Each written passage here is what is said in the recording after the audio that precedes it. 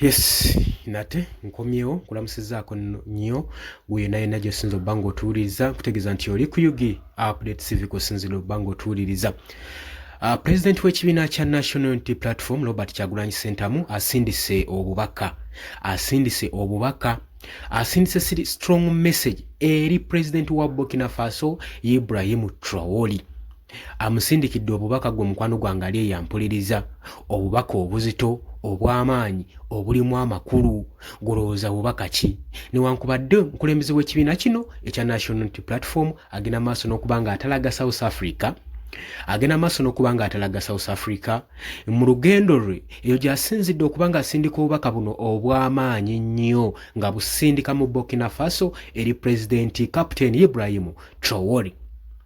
Bubaka ki? Ngina kubanga mukutuusako gwe kakana bukakanyi wabula gwe atannatuyungako nkutegeeza nti kirira wansi waliwo ekigambo subscribe kikoneko ojja kubanga osobola bulungi nnyo otweyungako. Mu abali emitala w'amayanja mu diaspora Canada, Qatar, Oman, Dubai, Saudi Arabia, abali mu Dubai, abali mu US, UK, mwena mbatumiddeko nnyo, abali mu South Africa nammwe abali ku Kenya ku mulirwano nammwe siberabidde mwe bali kukumira ku mayengo gano aga Yugi Updates TV. Kaakati nno newankubadde omukulembeze w'ekibiina kino ekya National Unity Platform mwagalwa abangi amanyikiddwa nga Robert Kyagulanyi Ssentamu Bobi Wine, newankubadde ali mu lugendo akola butaweera okulaba ng'abunyisa ekigambo ky'enkyukakyuka, wabula tatudde agenze maaso n'okusindikira mukulembeze munne Captain Ibrahim Traoré mu ggwanga erya Burkina Faso obubaka.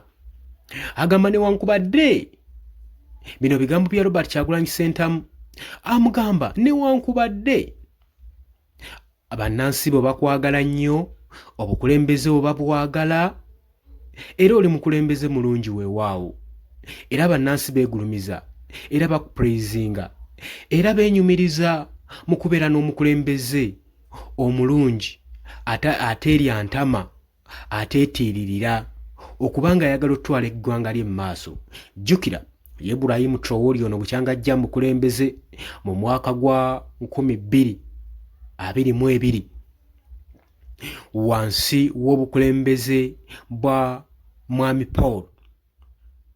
Ono nno Kapiteeni Mulamba abadde amanyikiddwa nnyo okubanga yeesudde muguluka nnyo enkola z'abasajja bano Abafalansa era nga tazeesembereza nnyo.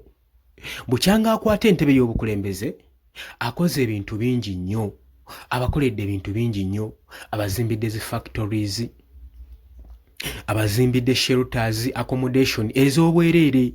Agamba buli munnansi yandibaddeko asaanidde okuba nga alinako waasula, asaanidde okuba nga alinako waagekeko oluba. Si buli munnansi nti asaanidde okuba nga apangisa, era yabateerawo dda sites ze yabazimbira okubanga buli munnansi atalinawo ali homeless afunake owuwe. Yakamala mu buyinza emyaka 2 gyokka weegiti n'ebintu byakoze, azimbye enguudo, ebyobulimi abitumbudde, aguze tractors ezimala eziyambyeko bannansi okulanga balima emmere yaabwe, azimbye refineries ezigenda okubeera nga zextractinga ebyobugagga byabwe nga gold okubiteeka ku percentage eri purity basobole okuba nga beenogera ku ssente etegeerekeka rather than omusindikayo nga waali. Ebyo ebimu ku Ibrahim Traoré n'ebirala bingi nnyo byagenze maaso n'okukolera eggwanga lino erya Burkina Faso gwe mukwano gwange ali eyampuliriza. Newankubadde ebyo byonna abikoze, jjukira nti si pulezidenti mulonde wabula yawamba buwambi buyinza. Newankubadde yabuwamba bannaggwanga bayisiza bulungi, akyabayisiza bulungi ke katugambe, naye agenda maaso n'okuba nga ayambibwako obanga agulumiza nnyo omusajja ono Putin ow'eggwanga erya Russia, era ze nkola ze zagoberera, era ye munywanyi we nfanfe we bakwasaganya emirimu n'okulembera eggwanga lino. Newankubadde Omumerika afubye nnyo okulaba ng'amusuula ng'amuggyako era ng'amusiiga akasa, Ibrahim Traoré bannansi bongedde kumwagala.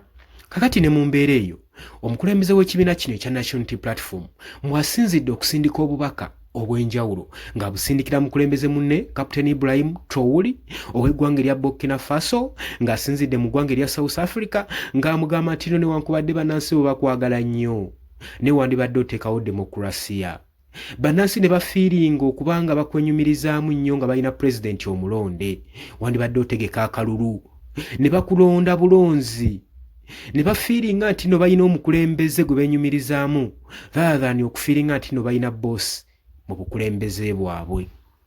Mugambo wano tebajja kutwala ng'omukulembeze gwe beenyumirizaamu wabula bakutwala ng'omufuzi nga boosi waabwe agenda mu maaso n'okubafuga n'okuba directinga mu buli mbeera gy'ayagala. Naye kyandibadde kinyuma nnyo n'otegekawo okulonda ne bakwerondera bwerondezi n'okakasa eggwanga nti bannansi bakwagala era bakulonze beesiimidde.